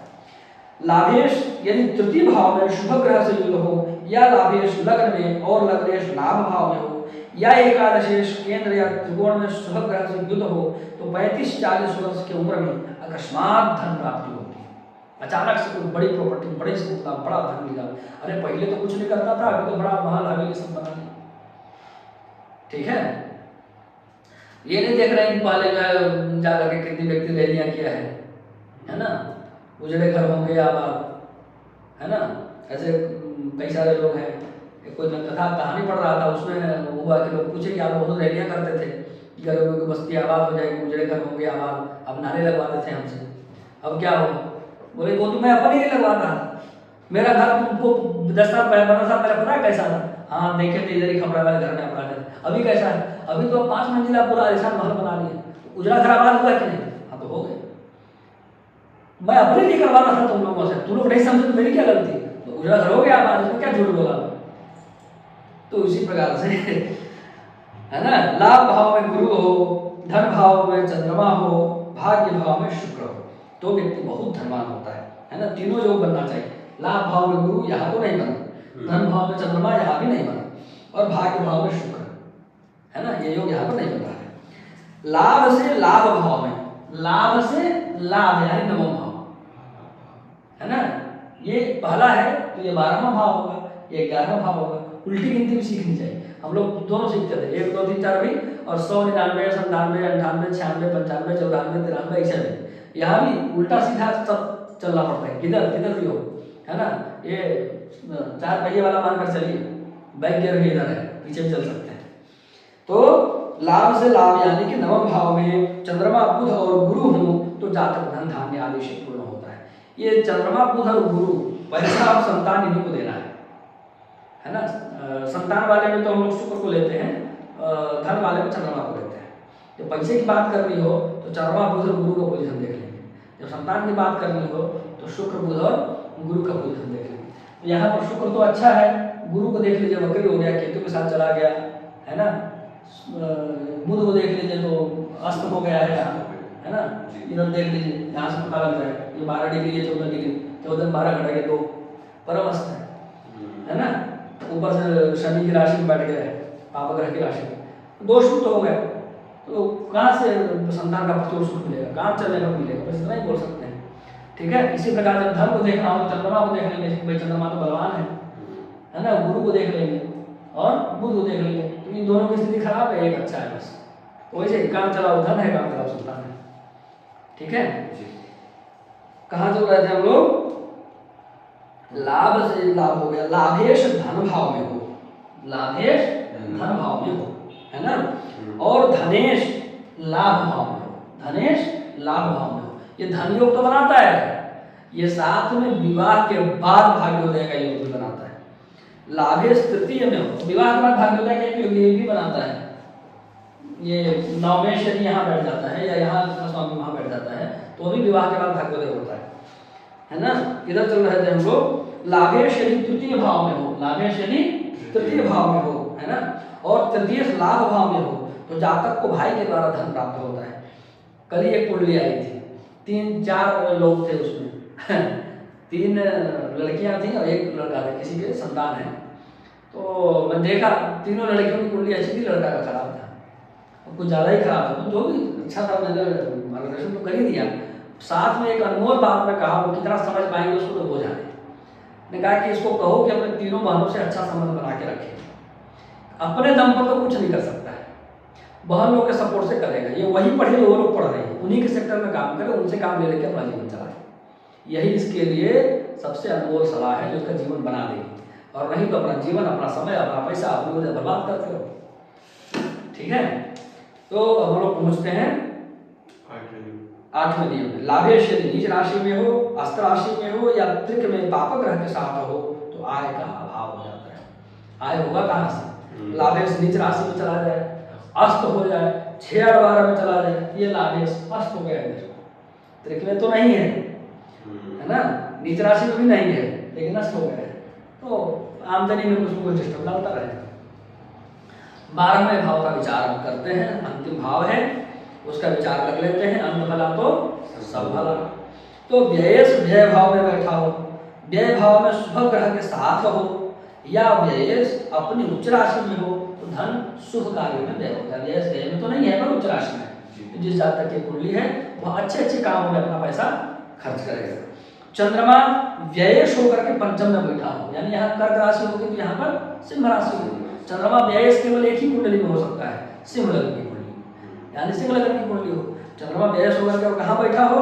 पंचम भाव में बैठा हो, या नवम में बैठा हो, या एकादश में बैठा हो, या उच्च राशि या अपनी राशि में हो, तो जातक का जीवन सभी प्रकार की सुख सुविधाओं से परिपूर्ण रहता है। लेकिन चंद्रमा को पक्ष में बलवान होना चाहिए।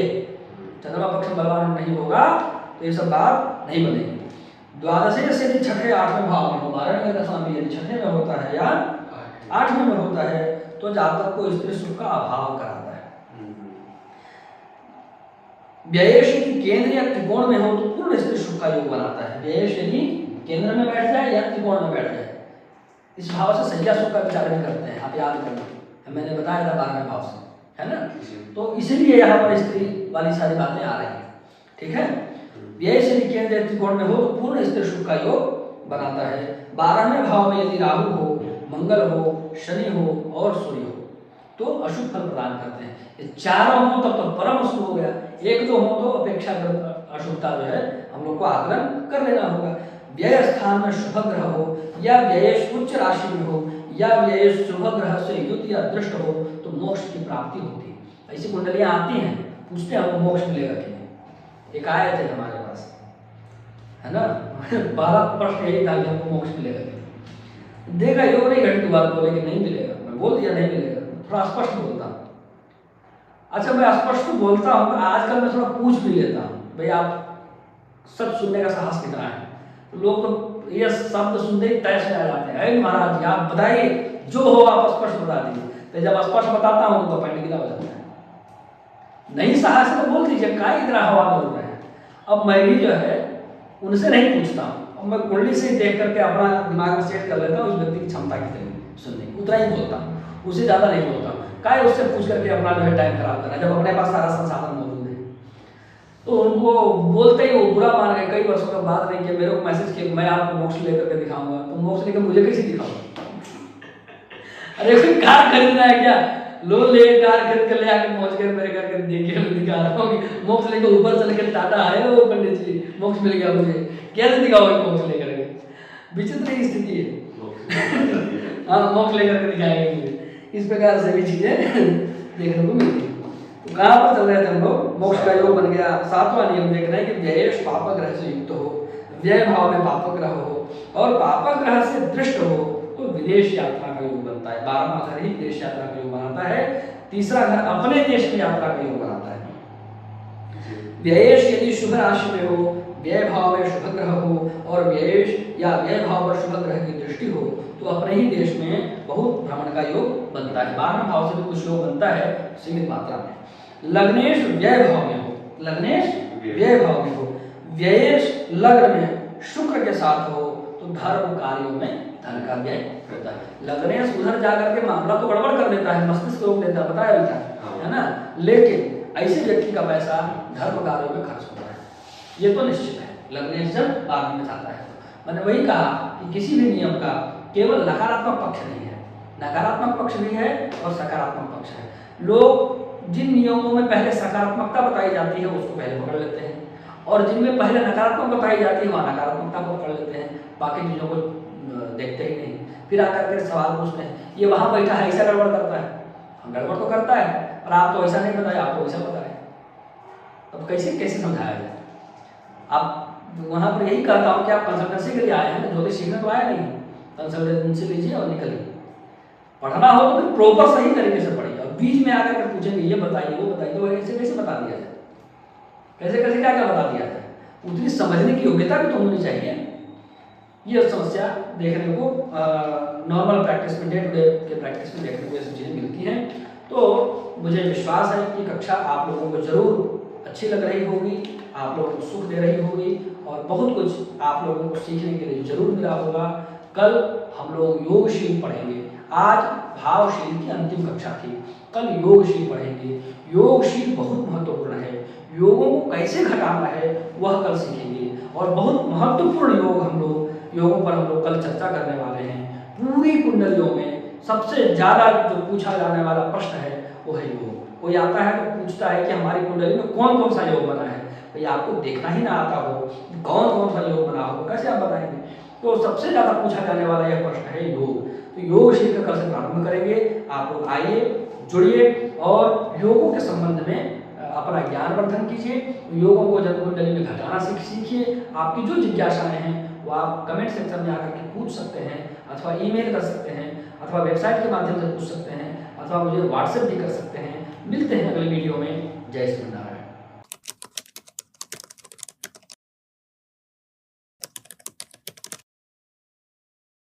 श्रीमते रामचंद्राय नमः।